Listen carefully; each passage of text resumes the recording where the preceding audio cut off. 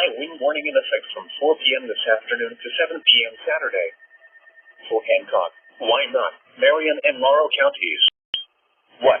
Southeast winds shifting southwest at 25 to 35 miles an hour with gusts up to 60 miles an hour expected.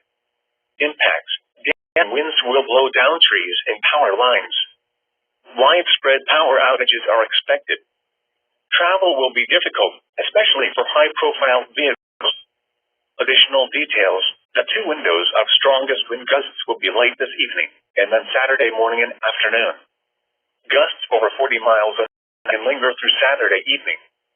People should avoid being outside in forested areas under out trees and branches. If possible, remain in the lower levels of your home during the windstorm and avoid windows. Use caution if you must drive.